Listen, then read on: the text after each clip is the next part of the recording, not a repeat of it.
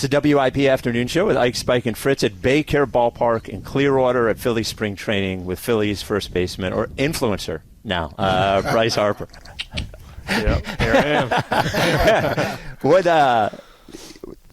was it the TikTok video seemed like they came out of nowhere? What was the motivation to start doing that? I was like, I can't believe this guy does this much cooking and stuff at home. Yeah, I love to cook, man. I do. I enjoy it. I was doing it, so I was like, let's see what people think. And the first views got like 3 million views on it. I was like, wow, okay. And people started reaching out and seeing if I wanted to do it. And it's been tough in spring, obviously, when you get back to work and you're so focused on that. It's I've been cooking still, but the video stuff and the editing, I'm just like, all right, we'll figure it out whenever I can. But I enjoy it. I enjoy cooking for my family and obviously my body and things like that, taking care of it, doing it the right way. So it's been fun. I was a little jealous. I was like, this guy's making coffee and it looks interesting. I have to think so hard about being interesting, and you're natural, man. You're good at it. TikTok's great, man. You can learn a lot of stuff. It's crazy, like the recipes and the people and all the stuff. They put step by step kind of what you need to do, and I can type in whatever food I want to do, and it's just like, all right, here we go. People have done it before, and so I just try to follow it the best I can, and it's been pretty good. Some have been bad, some have been good, and kids like it, so we'll be good. You're so right about TikTok. I just big TikTok guys. I discovered TikTok like a year and a half ago. You get lost, bro. Yeah, and I've been locked in on it ever since, man. You're right. And there are a lot of different chefs and cooks on TikTok. You can do your barbecue stuff. Yeah. You can do, oven, anything, like air fryer, all that stuff. It's you get all your little recipes, and I know it's kind of crazy, but it's good stuff. So we know you like to do that in your spare time, like during the off season. Anything else you're into? I like to fish. That's fun, especially in spring training. I think that's really one thing that I do a lot, right off the dock, and it's great with the kids too. They love being outside, and that's about it. Now fishing, right? Sitting out there, chance to sort of clear your mind, it's more relaxing, right? Yeah, it's nice.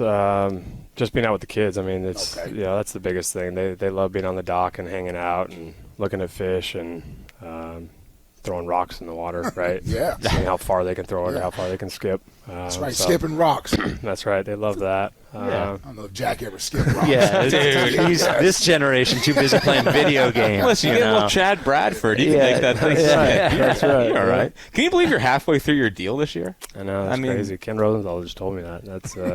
That's wild. That's wild. Has it lived up to everything you thought? Like, what would you tell yourself when you signed, about Bryce Harper now? Yeah, from my side, obviously, it's been great. My family's it's been really fun, and just the relationships I've gained in this clubhouse, and from our clubhouse staff to our chefs to our trainers to the workers of the stadium to fans, everything. I think it's been great. Obviously, we haven't done what we wanted to do in these 6 years, but from a personal side, just away from the game and everything, it's been a lot of good.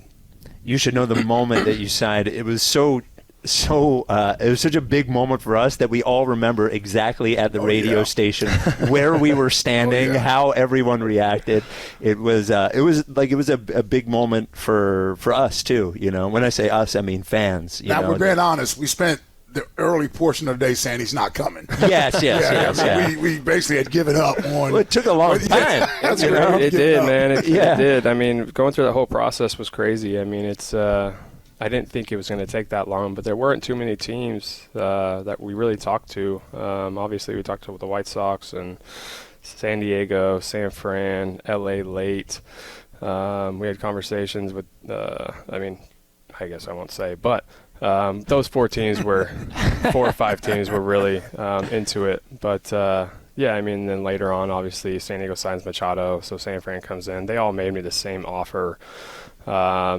Chicago was a little higher, things like that. But I just felt Philly was it. Once I, kind of met with John and Lee and, Kapler, obviously, meeting with him. He kind of sold me a little bit on it too. Obviously Reese and a lot of guys that were here.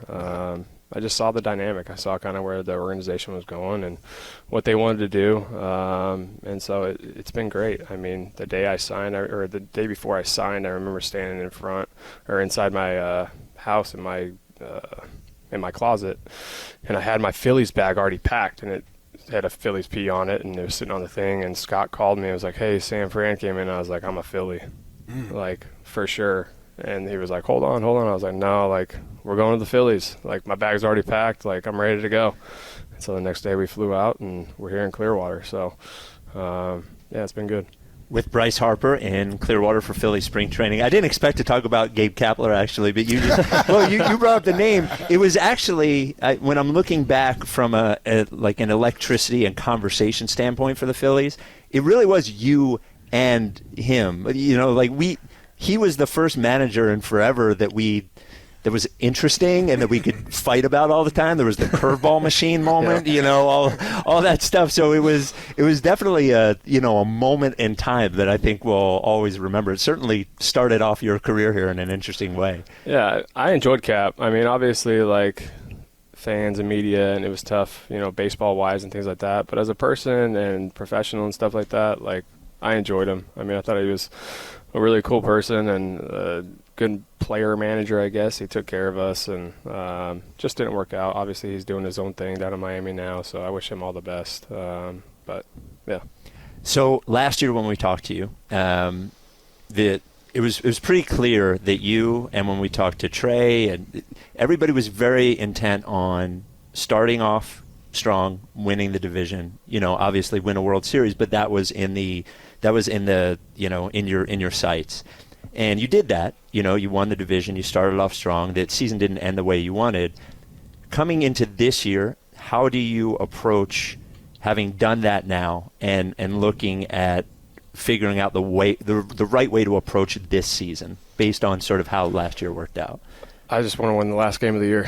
You know what I'm saying? Like, that's the biggest thing. Obviously, get into the postseason and win the last game of the year. I mean, there's no other thing that, like, our mind should be on besides that. I mean, I think as a team and organization, as we come into spring training every year, you're wanting to win and you're wanting to succeed.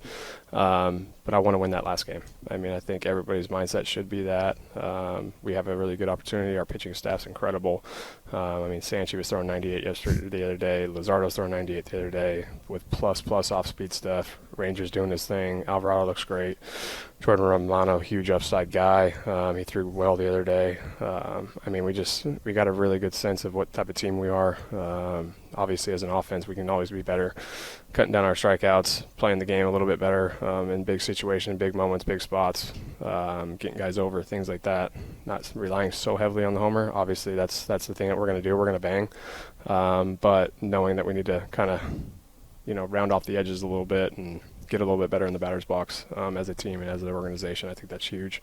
So, I mean, just winning that last game. I mean, I think that's the goal. I think that's the ultimate thing that we need to do as a team and as an organization, and just got to get to work. For ball players, you just mentioned about the approach at the plate. For yourself, do you think that's going to be challenging for you? Like, you've been approaching the game a certain way. You feel comfortable with it? And B, in general, when you get older players that have been doing it a certain way for so long, how difficult is that to sort of change your mindset and your approach? Yeah, I mean, I think on an individual, you know, I say my OBP and my OPS and my OBP always needs to be high. If that's high, then, you know, I'll be right where I need to be. And I think that kind of takes care of everything else. You know, if your OPS and your OBP is high, then I think, you know, you're good in all those other spots. From a team standpoint, we just got to adapt. You know, I think obviously we're going to hit the homer. I mean, I think that's something that we do. We're going to hit the homer. We're going to hit a lot of doubles and score a lot of runs. But we just got to understand that, you know, in big moments, big situations, we can't try to do too much and just got to play our game.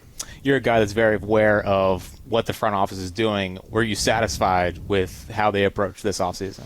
Yeah, I mean, I didn't talk too much with anybody this offseason with that kind of stuff. It was just kind of, hey, we're going to do our thing, and, you know, let's do your thing, Dave. You know, I think we have all the trust in him to do what he needs to do, and, you know, I thought Jordan was a great ad for us, huge upside guy. he's kind of nuts, so that's also good. I think he's going to fit right in with everybody around. But, Luzardo, too. I mean, I was pumped about the Luzardo thing because when you face him in Miami, it's not fun. I mean, their pitching staff in Miami, everybody talks about, the Marlins are bad. Like, their pitching staff's always good. And so, I wonder if they asked for Sandy first and then said, hey, let's get Luzardo, too. That'd have been nice. But, getting Luzardo, man, it's been a lot of fun. He's an absolute stud, and I don't like facing him, so I'm glad he's on our team. There's, especially with the not one change really in the lineup, a lot of people talk about, maybe even too much, where everybody hits in the lineup. Can you explain from your perspective as a hitter, what is the difference for you between hitting, you said you've hit second, you've hit third, you've hit fourth. What is the difference for you hitting in those different spots in the lineup? For me, in the 3 spot or the 4, you just got a little bit more time to kind of watch the approach of guys in front of you. I like that, seeing pitches. When I was in D.C., I hit a lot of behind Jason Worth, and he saw a lot of pitches in his whole career. He was always seeing a lot of pitches, so I enjoyed that. Same thing with Rendon. I enjoyed that as well. So being a little bit deeper, you get to see a little bit more. But I mean, when they put me in the 4 spot in the 22, I was totally fine with that. I think it was Schwarber, Reese, JT, I think, and then me. I think that's what it was in the postseason that year. So I was totally fine with that. And then I hit 2 a little bit too early in my career as well in D.C. I think I hit 2 maybe here a little bit and let off a little bit too in 19 or 18. That was 18. I don't know. But, I mean, just a different dynamic, I guess, just seeing pitches and seeing guys in front of you hit a little bit more. But I told Tomper, I said to him, I don't really care. I mean, wherever you want to put me, obviously I'm comfortable in the 3 and the 4 and the 2, like whatever you want to do. So. Is there something real to or is this just something that like media and fans talk about? If you're hitting 2, having more good hitters behind you as like protection, is that a real thing? Do you feel like you get more pitches to hit if there's guys behind you that are a little more threatening? I don't know. I mean, I'm a 29 to 30% strike guy usually, so I'm not really sure. I think it's kind of been that way my whole career. It's just like if we go into Atlanta and we circle the name on Acuna, or we go into LA and we circle Freddie Freeman's name or Shohei. Like, you're not going to let those guys beat you. Same thing with Lindor going into New York. So I think it just depends on what team you're playing, depending on who they're going to pick of which guy you're going to circle and not let them beat you. Yeah, you just mentioned some of those other teams. This is a pretty good division. It was pretty good last year. 3 teams made it. I'll be surprised if same 3 don't make it again this year. When you look at this division, how do you feel like you guys stack up with what New York did this offseason, bringing in Soto? And then obviously you look at what team? I think Atlanta. Yeah, I think Atlanta not having Acuna, but they're going to have him back this year. Yeah, I mean, they're going to get Strider back, too, and Strider, they'll find somebody in their farm system that throws 98 to 100, snaps off a curveball or a changeup, and you're sitting there going, golly, who's this guy? Cranny's doing it again. Where did he come from? Exactly. Yeah. So I think that's just kind of how the East is, man. It's the NL East always has been that way, I feel like. It's always been a pretty good juggernaut throughout my career, and just depends on how everybody's playing, staying healthy, understanding that the Mets are going to be good, and the Braves are going to be good, and obviously the teams out west, and you can never count on a lot of teams that are in this game. So it's going to be a lot of fun. I mean, Spencer Strider's coming back too, so it's going to be a lot of fun. I'm excited. It's you never know what's going to happen. So that's the great thing about baseball. Did you watch? Obviously, you watched the Eagles Super Bowl. Do you feel any extra motivation off of what they did and seeing the parade down Broad Street and envisioning that could be you? Yeah, it's sick. I mean, why would you not want it? Anytime that you're able to win, and especially in the city of brotherly love, man, it's I heard it's the best thing in the world. So I heard that all through my career with Jason. I mean, that's all he talked about. So all those guys come back. That's what they talk about a lot, man. But also they always say, just you're your own team, be your own team, go in there, do your thing. So. If I didn't say I wasn't excited to hopefully do that one day, I'd be nuts, because that was pretty electric. Jason Worth got the whole experience here. He got to be hero, and then he left, and then he got to be. But we love him, though. That was a villain with love. Deep in our heart. If you put us on a lie detector, it's funny, we man. love Every Jason time Jada would come in, I swear he'd hit a homer to left center and just walk around the basement. It was just like the love-hate thing, and it was kind of empty at that time too. So he was like, he'd always tell me like, man, you just don't get it. Like, you don't get it yet. Like, this place is electric when it's filled and 45,000 people in here. There's nothing like it. So it was pretty cool hearing his stories about Chooch and Utley and Rollins and Aaron Rowan and all those guys. Man, it's pretty cool. Your goal is to win a World Series. That no question that is what you're focused on. The core of this team, guys are older than 30. A couple of guys with deals coming up real soon, Schwarber and JT and Castellanos. Is there a moment where you think about that core and say, hey, as a group, this could be our last chance as a group to get something like this done if we don't? Is that something that goes through your mind? I think there's realness in that. I mean, I don't think anybody can sit here and say it's not a possibility, not being able to have those guys in the clubhouse next year. We got a great opportunity this year. I don't want anybody to think that, those guys won't be back or it's not a possibility. Obviously it is. We have some really good guys in the minor leagues that are coming up too, so you just never know. But we have a really cool opportunity to go out, the right way with this group and finish the job per se, and get it done. Still got the same level or even greater level of excitement about being here, Phillies, taking your team to up north and getting the season started? Hell yeah. I can't wait, man. There's nothing like it. Everybody, this, that, and the other, but there's nothing like going and playing in the bank, man. I've loved every moment going out there, the good and the bad. Obviously, the main goal is, like you said, to win and winning that last game and doing things the right way. But putting on the Philly P every day, man, and going in there playing for the Phillies, just seeing the vibe in the stadium and the city and everything else, it's there's nothing like it. So before we let you go, we have to ask you about the Fanatic tattoo, right? So I was talking with Ike about it on the air last week, and he mentioned he was like he looked and he's like, he's got to fill it in, because he's like, I'm jealous because white guys, they can get more color on their tattoos. Or do you have plans? A light-skinned brother. I did say, I know. Yes. So, first of all, how long had you been thinking about it? And second of all, any plans for color? Nah, I won't go color on it. Okay. Yeah. Oh, see, can I tell you, in real life, the black and gray, like the detail looks. You see more of it in real life than on the photos. Yeah. I wanted it to be like when I hit, you can kind of see it, and then he's kind of like riding off my arm. There you go. Yeah. I don't know. I just didn't want to do the color. It looks good. Looks good on you. Oh, color and everything. Yeah. That's really where I got it from. Like yeah. Yes. Yeah. No, it's I don't know. I've been wanting it for a while. I just wasn't sure what I kind of wanted the Fanatic to do, and I was like, man, him on his ATV is like there you go. Iconic. So. He's with me for life, man. He'll be buried with me. Those little fine line black and gray ones are cool. Yeah, My wife has one of her dogs. Yeah, it's been good. I like it. So. All right, man. Well, mine too. Yeah.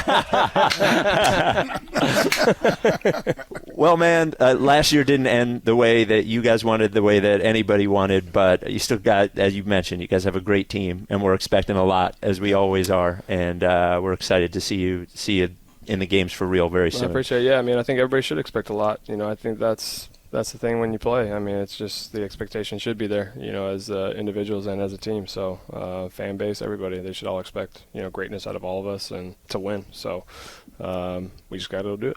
There he is, Bryce Harper. Appreciate it, brother. Cool. Thanks, y'all. It's the WIP Afternoon Show live from Clearwater. Ike, Spike, and Fritz.